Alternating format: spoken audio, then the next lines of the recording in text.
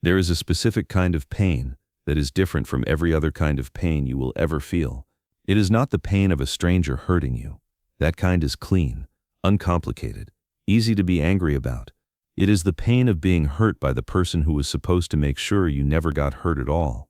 The person who held you first, who knew you longest, who you loved before you even had words for what love was. And the reason it is different is because it does not just hurt, it confuses, it contradicts, it sits wrong. Because how do you hold both things at once? I love this person, and this person caused me real damage.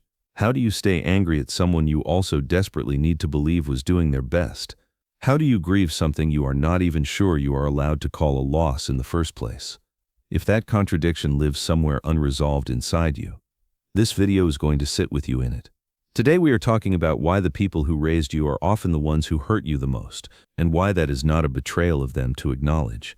It is simply one of the most human truths there is.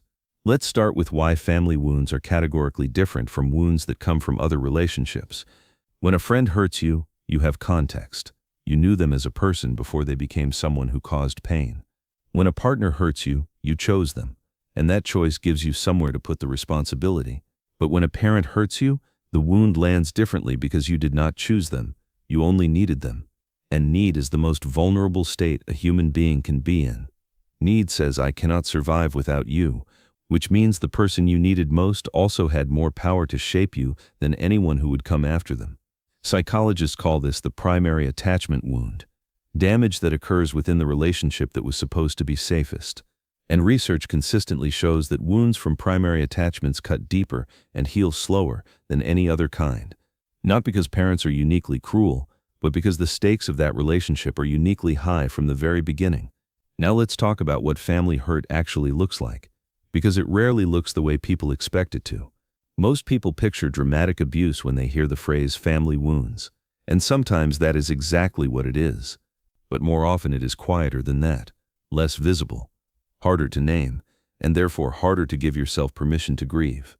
It is a parent who is emotionally absent even when physically present, there but not really there for you. It is conditional love that arrived when you performed well and withdrew when you fell short of what was needed. It is criticism delivered so consistently that it stopped feeling like criticism and started feeling like truth about who you are. It is needs that were dismissed, feelings that were minimized. A child who learned that their inner world was inconvenient.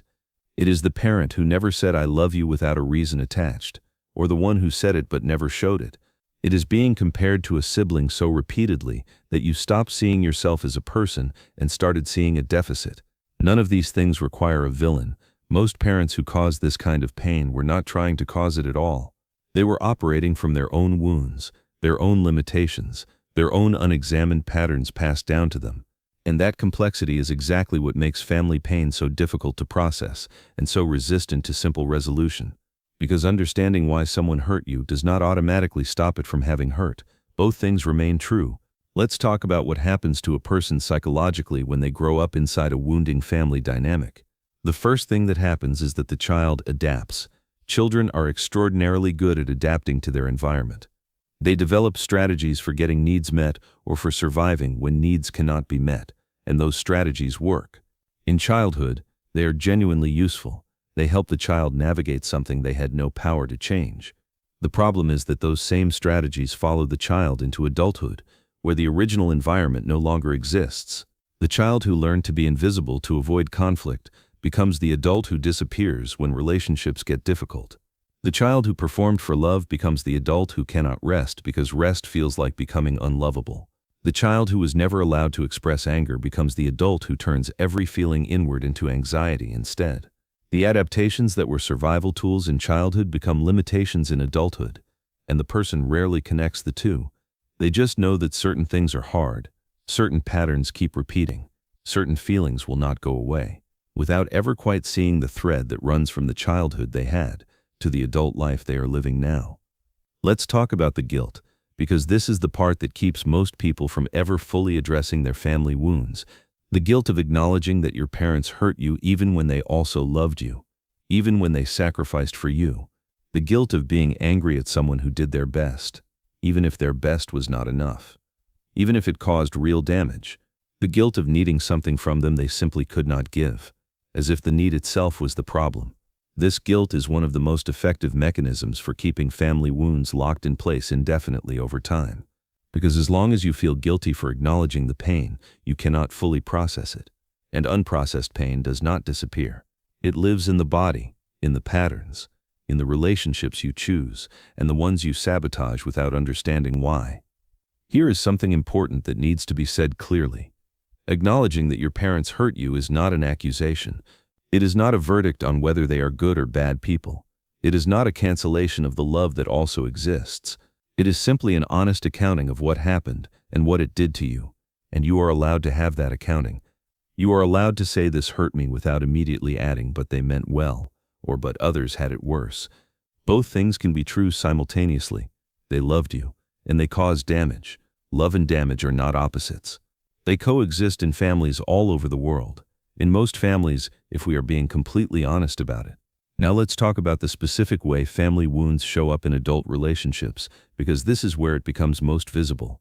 The patterns you developed in your family of origin become the blueprint your nervous system uses for every relationship after.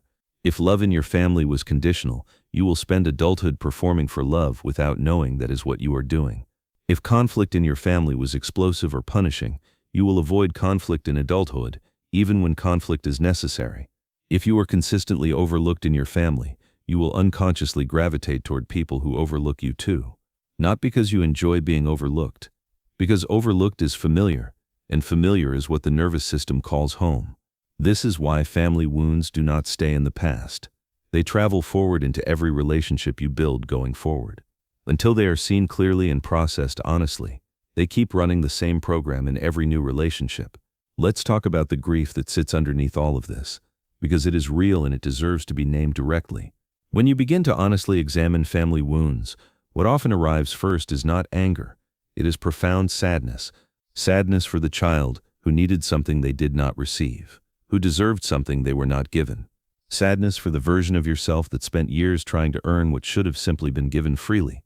Sadness for the relationship with your parents that you needed and wanted, and perhaps never quite fully had. That grief is legitimate. It does not require your parents to have been monsters for the loss to have been real.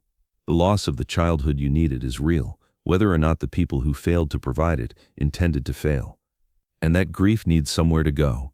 It needs to be acknowledged before it can begin to move through and release.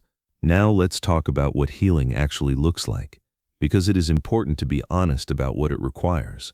Healing from family wounds does not require your parents to apologize. Many of them never will. Some cannot even see it. It does not require you to cut them off or to keep them close. The relationship structure is separate from the healing. It does not require you to stop loving them or to stop being angry at them. Both can exist during healing simultaneously. What it requires is turning toward the wound honestly instead of managing it, minimizing it, or performing okayness over it. It requires grieving what you needed and did not receive, and slowly separating your parents' limitations from your worth. Because their inability to give you what you needed was never evidence that you did not deserve it. It was only ever evidence of their limitations, and those two things are not the same. They were never the same. Subscribe if this finally gave words to something you have been carrying without knowing how to put it down.